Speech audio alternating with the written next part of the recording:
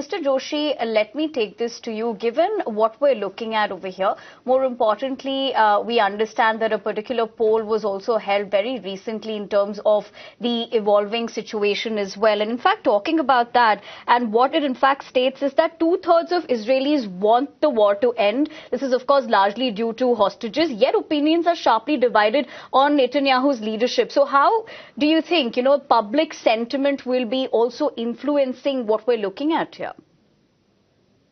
Well, public sentiment, obviously.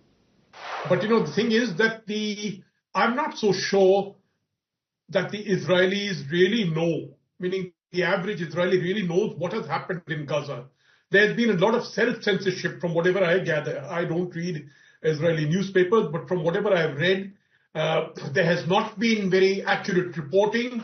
There is a limit in the kind of information that has been released to the average Israeli. So they don't really know.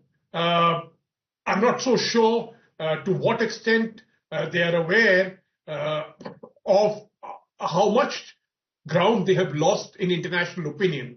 Today 157 countries recognize the so-called Palestinian state.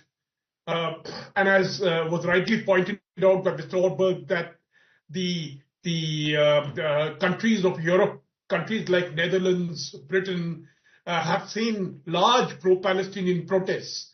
See, back in the 70s and 80s, the Palestinians used to be accused of terrorism, and they were charged with terrorism and terrorist activities.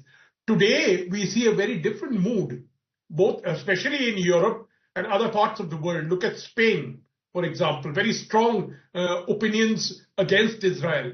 France, another country. So what I'm trying to say is that I'm not so sure that the Israelis have quite grasped that, and to what extent this has been reflected in the Israeli media and what they understand. I'm not so sure of the kind of censorship that is there, whether there is war censorship or not. I'm not very clear on that.